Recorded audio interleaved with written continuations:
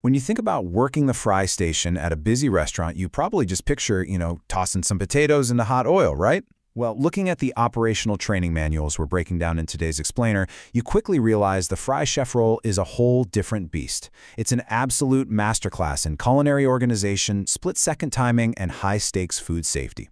So today, we're going to break down the actual anatomy of a shift for a certified fry cook, taking you step by step through the intense procedures that keep a high-volume kitchen from going off the rails. We're focusing strictly on the training over at Tacker's Shake Shack today. And behind that friendly, welcoming signage, it is a highly structured, insanely fast-paced world.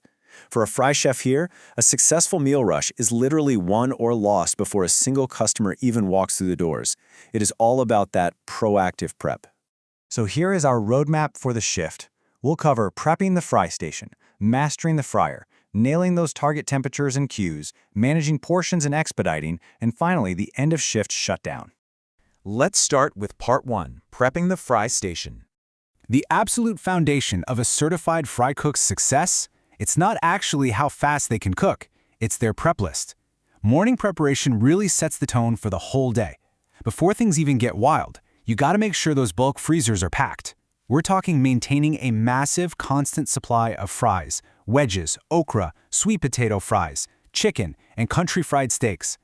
Having these specific heavy hitters fully stocked in the freezer is your absolute first line of defense against total chaos. If you run out during a peak rush and have to abandon your station to go restock, yeah, the entire kitchen goes down like a house of cards. And the prep is super tactical. You aren't just blindly grabbing boxes out of the back. The manual demands that a fry chef systematically weigh and count out specialty items using specific charts slapped right there on the freezer. You've got to stock all those inside freezers, and this is huge. You literally have to hand sift the fish and chicken batter. Why? Because sifting that batter is what guarantees that perfect, consistent breading every single time. It's this exact level of nitty-gritty detail before the shift starts that saves you when the tickets start printing nonstop. All right, moving into Part 2, Mastering the Fryer. Okay, so the station is prepped, freezers are loaded, and the heat is on.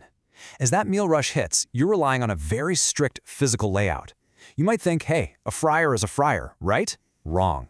Tacker's enforces a really rigid setup. Working left to right, fryers 1, 2, and 3 are your workhorses. Fries, chicken, corn dogs, the works.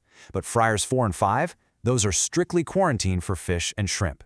This dedicated setup is absolutely vital for preventing cross-contamination and managing food allergies. Because, let's be real, nobody wants their French fries tasting like a shrimp platter. Once that rush hits, it's all about mastering this relentless, rhythmic flow. Step 1, you're constantly reading the kitchen display system, or KDS screen. 2, drop the ordered items into the correct basket. 3, and do not skip this. Once it's cooked, you have to hook that basket to drain the excess grease. Nobody wants a soggy meal. And finally, step 4, seamlessly pass that perfectly drained food right over to the expediter. It's just a continuous high-speed loop. Which brings us to Part 3, Target Temperatures and Cues. Now we're getting into the highest stakes part of the job. 165 degrees Fahrenheit, that is not a suggestion, folks. Every single piece of chicken coming out of those fryers absolutely must hit that exact internal temp to ensure total food safety. The manual leaves zero wiggle room here. But check this out. It totally changes depending on what you're dropping in the oil. For corn dogs, your target is 120 degrees or higher. So as a fry chef, you have to memorize that different proteins demand completely different, non-negotiable thermal benchmarks. You simply cannot treat a corn dog the way you treat a raw chicken tender. It's a whole different ballgame. It's this wild contrast, right? You've got these hard numbers for chicken and corn dogs, but for other stuff, you're relying heavily on pure culinary intuition and visual cues.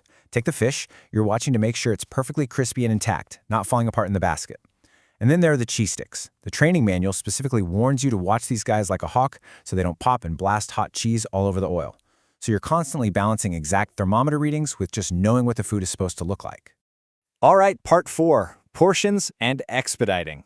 So your food is perfectly cooked and safely temped. What's next? Absolute precision. This is where quality control meets the actual economics of the restaurant. You can't just eyeball a serving of fries. During a massive rush, a fry cook has to have these exact weights and item counts completely memorized on the fly.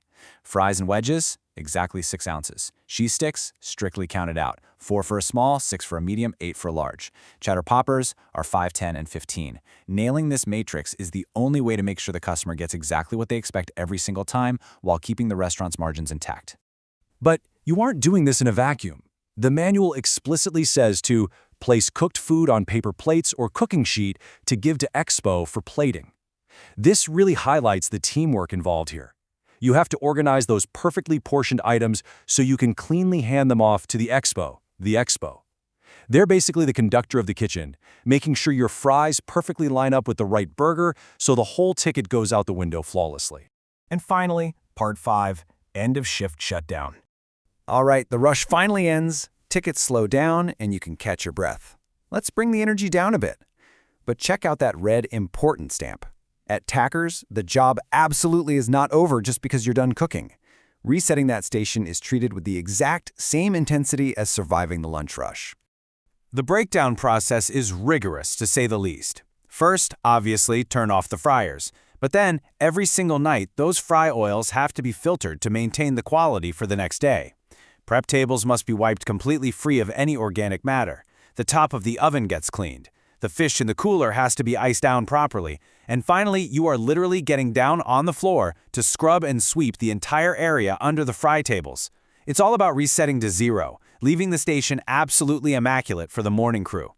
So after all that, we really have to ask, do you think you have what it takes? Think about this. A new hire gets exactly 3 days of training. By their third shift, they are expected to run a peak rush entirely solo, mastering that bulk prep, hitting precise temperatures, counting portions on the fly, and executing a massive deep clean in just 72 hours.